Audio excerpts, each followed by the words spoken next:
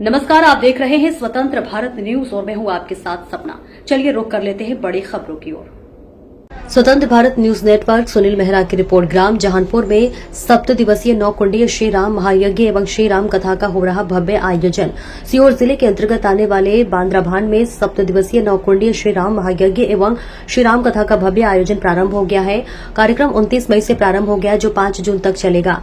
ग्रामीणों ने बताया कि हर्ष का विषय है कि नर्मदा मां की कृपा से एवं श्री हनुमान जी महाराज के संरक्षण व श्री राम जी के असीम अनुकंपा से 7 दिवसीय श्री राम महायज्ञ एवं संगीतमय श्री राम कथा का भव्य आयोजन सभी के प्रयासों से किया जा रहा है, जो ग्राम जहानपुर बांद्राभान जिला सीहोर में आयोजित हो रहा है, जिसमें बड़ी संख्या में भक्तों के द्वारा कथा श्रवण भी किया जा रहा है। कथा प्रतिदिन समय दोपहर 12 बजे से 2 बजे तक कथावाचक पंडित महेंद्र शास्त्री जी के श्रीमुख से कही जा रही है। यह कार्यक्रम जो है बांद्राभान उत्तर तट ग्राम जहानपुर जिला सीहोर में आयोजित हो रहा है। वहीं यह धार्मिक भव्य आयोजन ब्रह्मलीन संत श्री महंत कमलदास जी महाराज, श्री 1008 महंत सुखदेव दास जी महाराज, श्री 1008 महंत श्री भगवान दास जी त्यागी, श्री महंत शंकर दास जी के आशीर्वाद से संपन्न हो रहा है।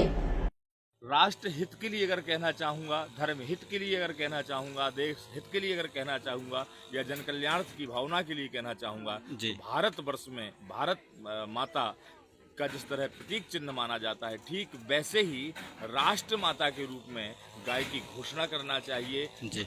अगर यह क्रिया हो जाती है, केवल और केवल मात्र और मात्र फाइलों में उलझी ना रहे, कागजों में उलझी ना रहे, राजनीति का शिकार ना बने हमारी माता, तो आप निश्चित मानिए कि आज नहीं आने वाले समय में यह गौ माता, भारत माता, राष्ट्र माता के नाम से जानी जाएगी। और कहीं ना कहीं जब इनका सम्मान होगा, इनका पूजन होगा, तो हम सभी को यश गान गाथा प्राप्त होगी। मैं भारत के यशस्वी प्रधानमंत्री श्री जो है मोदी जी से भी यही निवेदन करूंगा, और समस्त राजनीतिक क्रांतिकारी जो राजनेता उनसे भी निवेदन करूंगा कि इस कार्य की तरफ उनका ध्यान आकर्षित होना चाहिए। जय श्री राम। जय श्री राम। गुरुदेव, ये गौ माता के विषय में आप क्या कहना चाहेंगे, क्योंकि आज के जो कलयुग में गौ माता गली गली, गांव गांव, शहर शहर मारी फिर रही, उनके विषय में आप क्या कहना चाहेंगे? देखिए, वस्तुतः अगर कहा जाए तो हमारे सनातन धर्म के लिए यह बहुत दुखित है जी, बहुत शर्मनाक है। पर यद्यपि अगर देखा जाए, हमारे साधु संत महात्मा जी और राष्ट्रव्यापी जो भी बड़े बड़े संत हैं, आचार्य हैं जी, उन पर समय समय पर ऐसा आवाहन करते हैं जिससे गौ का संरक्षण हो, गौ चारण की व्यवस्थाओं को करने में भी लगे हुए हैं जी। पर कहीं ना कहीं एक केवल मात्र और मात्र एक संत का उत्तरदायित्व नहीं है, किसी धर्माधिकारी का उत्तरदायित्व नहीं है जी, ये हर एक जनमानस का है, हर एक सनातनी का उत्तरदायित्व भी बनता है कि जिस गाय का। लेकिन गुरुजी, कुछ ऐसे हैं गऊओं के नाम पे जैसे गौशाला खुलवा लेते हैं, कहीं कहीं गौशाला मृत मिलती हैं, कहीं कहीं उनको भूसा नहीं मिलता। कुछ ऐसी गौशाला हैं जिनके नाम पे वो सिर्फ ओनली नोट छाप रहे हैं।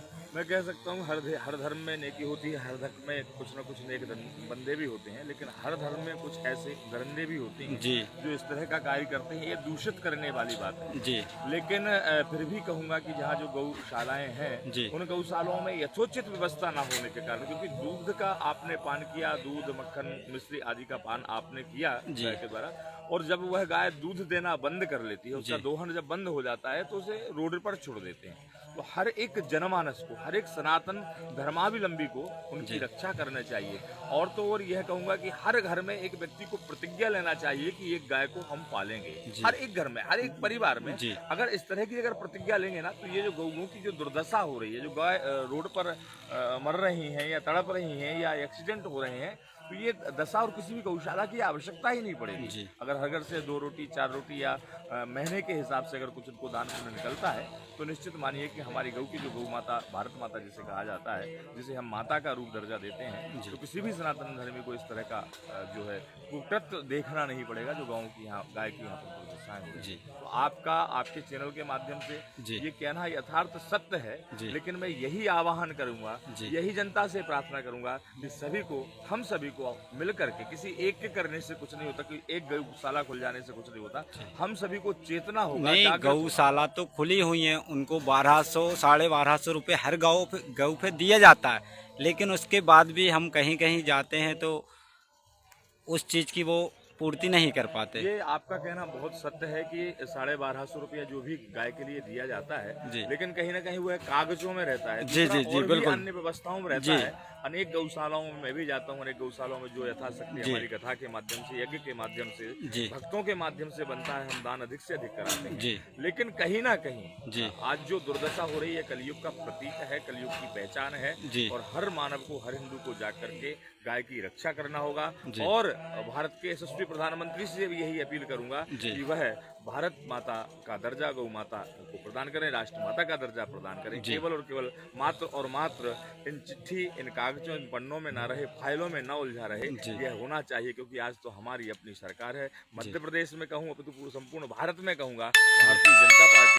राम गुरुजी, जय श्री सीताराम। आपका शुभ नाम बताएं, किस जगह पे ये राम कथा की जा रही है, उस जगह के बारे में मीडिया द्वारा आप बताना चाहेंगे? मैं आचार्य डॉक्टर रविंद्र पचौरी। जी। श्री राम महायज्ञ यहाँ पर चल रहा है और नित्य प्रतिवर्ष जी। भगवान की दिव्य अमृतमयी, आनंदमयी, जी। जो मोक्ष को प्रदान करने वाली श्री राम कथा है, जी। इसका भी गुणगान चल रहा है।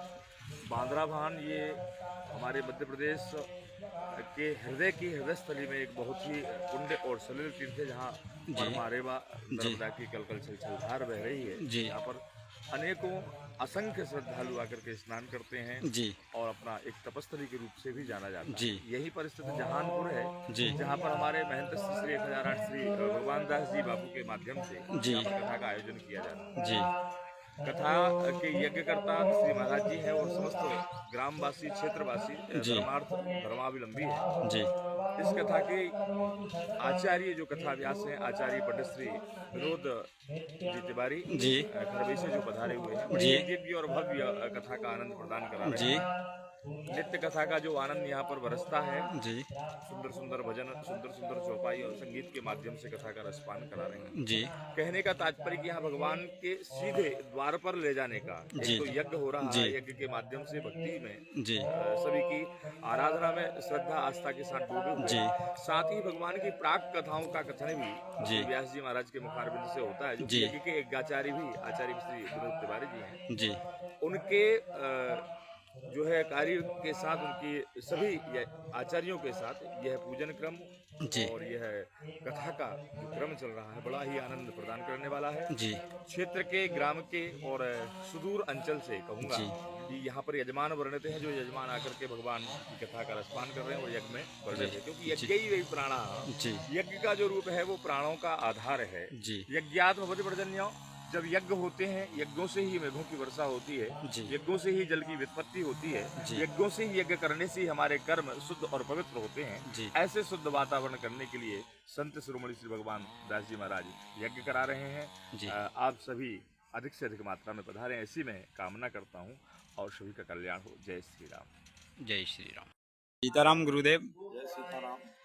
ये जो राम कथा चल रही है, ये किस जगह पे चल रही है गुरुजी? ये जो राम कथा का आयोजन किया गया है, ये श्री राम महायज्ञ में बांद्राभान क्षेत्र जी। जहानपुर ग्राम के अंतर्गत चल रही है। जी। ग्राम जहानपुर के क्षेत्र में ये यज्ञ चल रहा है।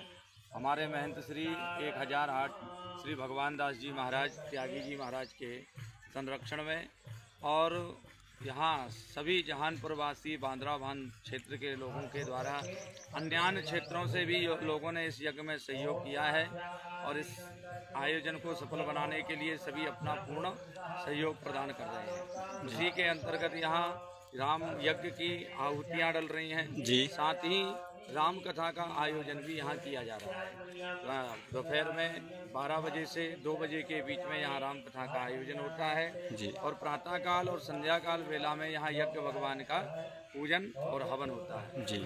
ये कौन सा दिवस है गुरुजी? ये यज्ञ का चतुर्थ दिवस है। जी। और कथा का भी चौथा दिवस है। जी।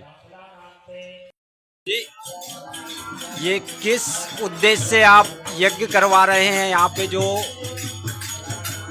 यह इस जगह पे?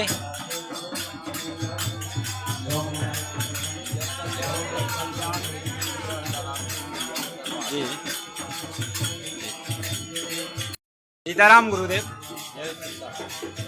ये जो यज्ञ किया जा रहा है बुधनी क्षेत्र में, ये कौन सी जगह है? ये जो यज्ञ किया जा रहा है नवकुंडात्मक श्री राम महायज्ञ है। जी बांद्राभान जहानपुर के बीच में जी महाराज जी का आश्रम है। जी महंत श्री 1008 श्री भगवान दास जी त्यागी के पावन संरक्षण में जी महाराज जी के पावन संरक्षण में जी हम यहाँ यज्ञ का आयोजन कर रहे हैं। जी। ये जो कीर्तन चल रही है ये कितने दिवस से चल रही है? ये जो कीर्तन का आयोजन है यज्ञ से ठीक 1.25 महीने पहले से इस कीर्तन का आयोजन किया गया है। जी जन कल्याण के लिए, यहाँ से दैत्य राक्षस आदि प्रवृत्तियों के हनन के लिए, जी। ताकि सारी दुख दारिद्रता दूर हो जी। और यज्ञ भगवान का सफल हो। जी।